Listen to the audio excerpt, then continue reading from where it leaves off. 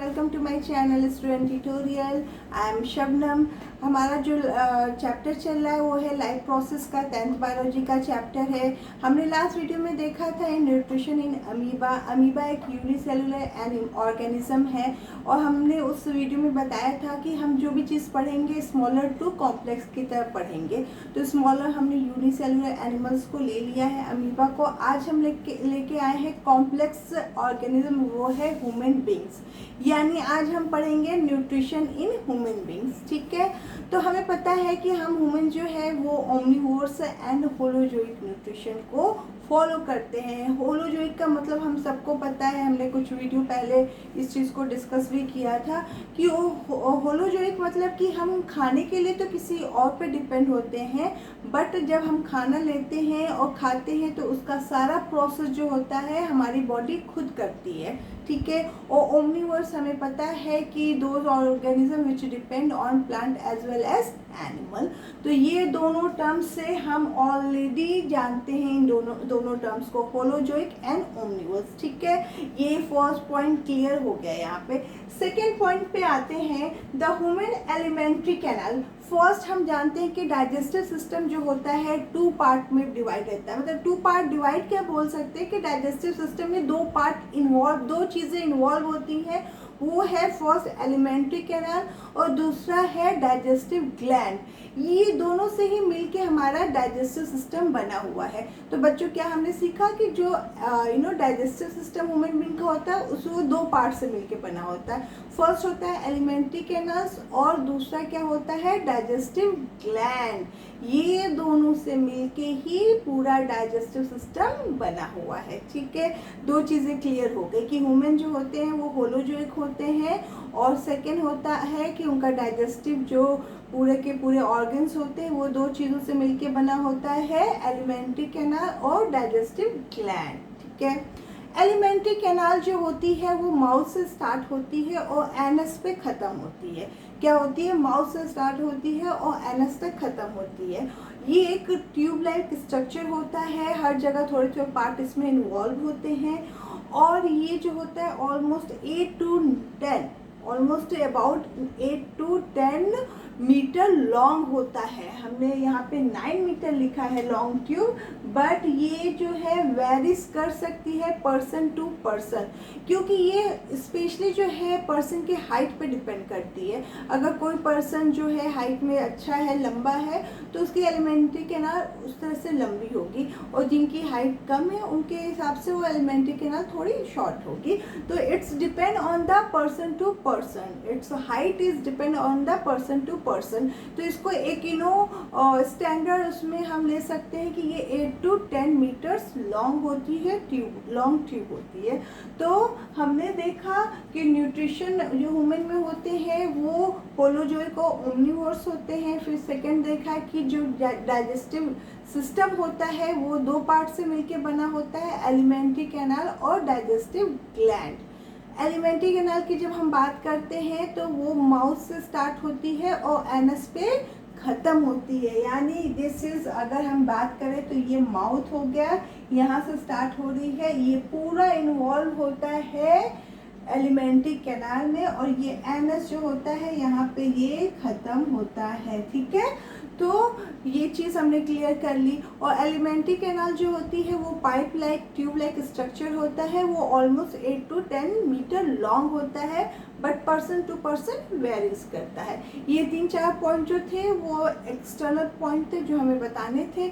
उसके बाद हम आते हैं सबसे मोस्ट इम्पॉर्टेंट जो है एलिमेंट्री कैनाल पे आते हैं कि एलिमेंट्री कैनाल में कौन कौन से पार्ट होते हैं जो डाइजेशन में इन्वॉल्व होते हैं। ठीक है, तो मैंने बताया कि एलिमेंट्री कैनाल माउथ से होकर एनस तक पूरा कंप्लीट एलिमेंट्री कैनाल होती है।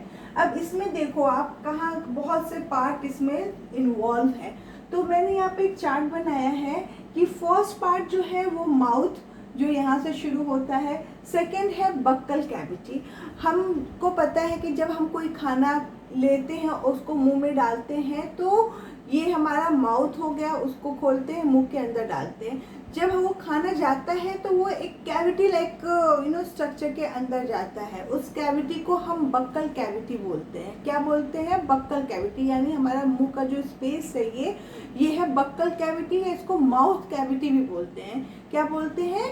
बक्कल कैविटी या तो माउथ कैविटी। तो हमने क्या देखा? दो पार्ट, एक तो माउथ ओपन किया, खाना डाला, उसके बाद जो कैविटी में जा रहा है उसको माउथ कैविटी या बक्कल कैविटी कहेंगे। दो पार्ट हमने देख लिया। उसके बाद थर्ड पार्ट जो होता है वो फेरिंग्स होता है। क्या होता है? फेरिंग्स, यानी जो बक्कल कैविटी के बाद का स्पेस होता है, पार्ट होता है, वो है फेरिंग्स, जो यहाँ का पार्ट होता है। जब मुंह से हम खाना को अंदर प्रेस करते हैं तो वो कहाँ जाता है? फेरिंग्स में जाता है। ठीक है, तो ये जो एरिया है दिस इज अ फेरिंग्स, ये है फेरिंग्स, ये है ना सेम यहाँ का area, this is a pharynx. तो ये हमारा एलिमेंट्री कैनाल का थर्ड पार्ट हो गया फेरिंग्स। उसके बाद जो फेरिंग्स स्टार्ट होता है उस ईसोफेगस, मीन्स कि फेरिंग्स जो होता है it's open into a oesophagus, जो एक पाइप लाइक स्ट्रक्चर है। क्या है? एक पाइप लाइक स्ट्रक्चर है, उसमें ओपन होता है। वो ये है एसोफेगस, यहाँ पे ये पाइप लाइक स्ट्रक्चर है और खाना जो है इसमें आता है। तो क्या होता है बच्चों, जो ईसोफेगस होता है वो मस्कुलर स्ट्रक्चर्स होता है। उसका जो पाइप होता है, उसका जो इनर मसल्स होते हैं वो बहुत मस्कुलर वॉल होता है। जो पाइप है, ये मान लो ये पाइप है, ये जो पाइप है इसके अंदर इनर वॉल होगा, अंदर का जो वॉल होगा that is very muscular, that's why it perform the peristaltic movement. Peristaltic movement क्या होता है? Contraction and relaxation of muscles, यानी जो अंदर मसल्स है हमारी ईसोफेगस में, अंदर जो मसल्स है इनर वॉल में, वो कॉन्ट्रैक्शन और रिलैक्सेशन शो करता है जब खाना आता है, और उसको शो करते करते वो पेरिस्टाल्टिक मूवमेंट से खाने को नीचे ढकेलता है, नीचे उसको पुश करता है। समझ में आया? हमने माउथ खोला, खाने को इंजेक्शन किया, ठीक है। यहाँ पे एक कैविटी में खाना गया जिसको हम कहेंगे माउथ कैविटी या बक्कल कैविटी, ठीक है। उसके बाद जो ये पोर्शन होता है, ये वाला पोर्शन दैट इज फेरिंग्स, यानी हमारी बक्कल कैविटी जो है वो ओपन हो रही है फेरिंग्स में, ठीक है। ओके, फेरिंग जो होता है यहाँ का पार्ट होता है जो मैंने इस स्ट्रक्चर में भी दिखाया है। अब जो फेरिंग्स है वो एक ट्यूब लाइक स्ट्रक्चर में ओपन होगा जो है ईसोफेगस, ठीक है, यहाँ तक समझ में आया। अब जो ईसोफेगस की वॉल होगी दैट इज वेरी मस्कुलर, उसकी इनर वॉल जो होगी बहुत ज़्यादा मस्कुलर होगी, जो पेरिस्टाल्टिक मूवमेंट शो करेगी, that is a contraction and relaxation of muscle. जैसे ऐसे किया, एक्सपेंड हुआ, कॉन्ट्रैक्ट किया, एक्सपेंड हुआ, कॉन्ट्रैक्ट किया, तो जब खाना जाएगा तो इस तरह से वो कॉन्ट्रैक्ट और रिलैक्स करेगी, एक्सपेंड करेगी और कॉन्ट्रैक्ट करेगी और खाने को धीरे धीरे पुश करेगी स्टमक में। ये जो जे शेप्ड स्टमक जो है that is a J shaped structure, और यहाँ है आ जाएगा खाना। तो हमारे मुंह में जो खाना था वो धीरे धीरे फेरिंग्स में आया और वहाँ से पुश होते हुए ईसोफेगस से स्टमक में आ गया। स्टमक जो है जे शेप्ड स्ट्रक्चर है, ठीक है। यहाँ पे खाने का पार्शियल डाइजेशन होता है। क्या होता है? यहाँ पे खाने का पार्शियल डाइजेशन होता है, फुल्ली डाइजेशन नहीं होता है। यहाँ पे खाने का पार्शियल डाइजेशन होता है, ठीक है। और यहाँ पे खाना ऑलमोस्ट 3 आवर्स रहता है, ठीक है, 3 घंटे खाना आपके स्टमक में रहता है। ओके, तो फर्स्ट हमने जब खाना खाया तो अगर कोई क्वेश्चन पूछेगा कि डाइजेशन कहाँ से स्टार्ट होता है, अगर हम डाइजेस्टिव सिस्टम की बात करते हैं तो मे बी ये क्वेश्चन एराइज होता है और बहुत से एग्जाम में आते भी हैं कि डाइजेशन कहाँ से स्टार्ट होता है। तो आप क्या आंसर दोगे? डाइजेशन, बहुत से लोग जो है हो सकता है कहें कि भाई स्टमक में ही पार्शियल डाइजेशन हो रहा है तो डाइजेशन वहीं से स्टार्ट हो रहा है। No, it's a wrong answer because that digestion is started from our mouth। खाना जो है मुंह में गया, मुंह में क्या है? टंग है, टीथ है, ओके, और स्लाइवा है, जहाँ पे हम खाने को च्यू करते हैं और उसको स्मॉल पार्टिकल्स को, जो बड़ा हमने एक खाने का पीस लिया है उसको हम स्मॉल पार्टिकल्स में टीथ के हेल्प से कट करते हैं, च्यू करते हैं, ठीक है। उसके बाद खाना जो है वहाँ से ही तो स्टार्ट हुआ ना डाइजेस्ट होना, वहीं से तो हमने वहाँ पे च्यू किया, च्यू करके खाने को फेरिंग से ओसोफेगस में और ओसोफेगस से स्टमक में भेजा। स्टमक में पार्शियल डाइजेशन हुआ यानी फुल्ली डाइजेशन नहीं हुआ। यहाँ पे खाना जो होता है 3 घंटे तक यानी 3 आवर्स तक खाना यहाँ पे रहता है। ओके, उसके बाद क्या होता है, ये स्टमक जो होता है ओपन होता है स्मॉल इंटेस्टाइन में। ये कॉइल लाइक स्ट्रक्चर है वो स्मॉल इंटेस्टाइन है, और जो स्मॉल इंटेस्टाइन है वो हमारे डाइजेस्टिव सिस्टम का मोस्ट इम्पॉर्टेंट पार्ट है, क्योंकि फुल्ली डाइजेशन जो होता है स्मॉल इंटेस्टाइन में होता है। कहाँ होता है? स्मॉल इंटेस्टाइन में होता है। और ये जो होता है एलिमेंट्री कैनाल का ऑलमोस्ट 6.5 मीटर पार्ट जो होता है, एरिया जो पार्ट होता है वो यही होता है। बाकी जो है वो सारे मिलके 9 मीटर तक कंप्लीट करते, बट 6.5 मीटर जो होता है हमारा स्मॉल इंटेस्टाइन लेता है। ये कॉइल जैसा स्ट्रक्चर होता है, देखने में कम लगेगा, जब अगर हम उसको एक्सपेंड करेंगे तो काफ़ी दिखेगा ना। तो ये हमारा most of the alimentary canal का एरिया लेता है, क्योंकि फुल्ली डाइजेशन तो यहीं पे हो रहा है ना। पूरा डाइजेशन जो होता है पार्शियल होके जब स्टमक से स्मॉल इंटेस्टाइन में आता है तो फुल्ली डाइजेशन वहीं पे होता है। ये क्लियर हुआ? उसके बाद जब स्मॉल इंटेस्टाइन में डाइजेशन होगा वहाँ पे एब्जॉर्प्शन भी होगा, और चीज़ें जो होंगी वो फिर इसमें आएंगी, लार्ज इंटेस्टाइन में आएंगे। अब स्मॉल इंटेस्टाइन से ये लार्ज इंटेस्टाइन में आए। लार्ज इंटेस्टाइन में भी एब्जॉर्प्शन होता है, और खाना जो भी अनडाइजेस्टेड फूड होता है यानी डाइजेशन होकर डाइजेस्टेड मटेरियल जो होता है, एब्जॉर्प्शन जो होता है वो इंटेस्टाइन स्मॉल इंटेस्टाइन में हो गया है। उसके बाद जो अनडाइजेस्टेड मटेरियल है वो लार्ज इंटेस्टाइन में जाएगा, और लार्ज इंटेस्टाइन में वो यहाँ पे वाटर का एब्जॉर्ब होके वो कहाँ आ जाएगा? रेक्टम में। This area is rectum and after that it open into a anus.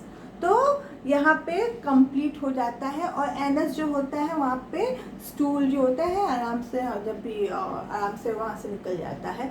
तो ये हो गया पूरा एलिमेंट्री कैनाल का स्ट्रक्चर एंड कहाँ से कहाँ जाता है उसकी डिटेल। ठीक है, ये एक तरह से इंट्रोडक्टिव वीडियो है अबाउट डाइजेस्टिव सिस्टम। हम नेक्स्ट वीडियो में हर चीज़ को सेपरेटली लेके पढ़ेंगे। तो मैं एक बार फिर से रिपीट करती हूँ कि जो ह्यूमन बींग्स होते हैं वो होलोजोइक होते हैं। डाइजेस्टिव सिस्टम जो होता है 2 पार्ट से मिलके बना होता है, एलिमेंट्री कैनाल और दूसरा क्या है? Digestive gland. Alimentary canal 8 to 10 meters long होता है, डिपेंड करता है पर्सन टू पर्सन, उसके हाइट पे डिपेंड करता है। ओके, फिर उसके बाद हमने देखा कि एलिमेंट्री कैनाल के ये पार्ट होते हैं, mouth, buccal cavity, pharynx, oesophagus, stomach, और 6th is intestine. Intestine divide होता है small intestine and large intestine में। मैंने यहाँ पर स्ट्रक्चर भी बनाया हुआ है। ये हुआ mouth cavity means buccal cavity, इसको हम बक्कल कैविटी भी बोलेंगे, बक्कल कैविटी। ठीक है, यहाँ से खाना जो है हमने ओपन किया, खाना अंदर आया, यहाँ पे हमारा बक्कल कैविटी है, उसमें टंग है, टीथ है और सलाइवा है। वहाँ पे खाने का च्यू किया हमने, उसमें ब्रेक हुआ खाना। उसके बाद खाना गया, बक्कल कैविटी किस में ओपन हुई? फेरिंग्स में ओपन हुई। फेरिंग्स से खाना पुश हुआ ओसोफेगस में। ओसोफेगस की जो वॉल होती है वो बहुत मस्कुलर होती है, वो पेरिस्टाल्टिक मूवमेंट शो करती है। और क्या होता है peristaltic movement? Extraction and contraction होता है। एक्सपेंड होता है, कॉन्ट्रैक्ट करता है, एक्सपेंड होता है, कॉन्ट्रैक्ट करता है। ऐसे करते करते वो खाने को नीचे पुश करता है, और वो खाना कहाँ आ जाता है? इस स्टमक में आता है। यहाँ पे पार्शियल डाइजेशन होता है, यहाँ पे खाना 3 घंटे तक रहता है ऑलमोस्ट। उसके बाद ये खाना चला जाता है स्मॉल इंटेस्टाइन में।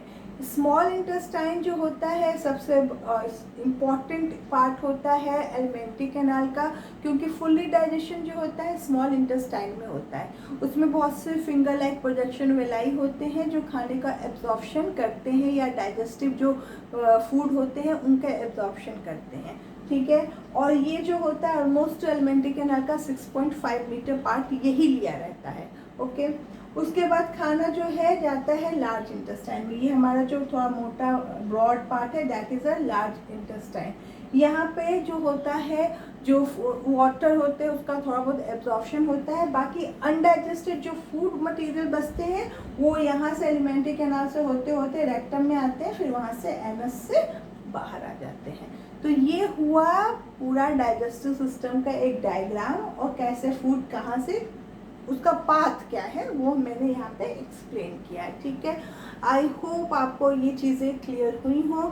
नेक्स्ट वीडियो में हम इसको थोड़ा और भी अच्छे तरीके से देखेंगे, हर एक पार्ट को अलग से एक्सप्लेन करना है। ठीक है, तो आई होप आपको हमारा वीडियो पसंद आता हो, हमारे पढ़ाने का पैटर्न पसंद आता हो। प्लीज़ लाइक एंड सब्सक्राइब करें हमारे चैनल को। Thank you for watching.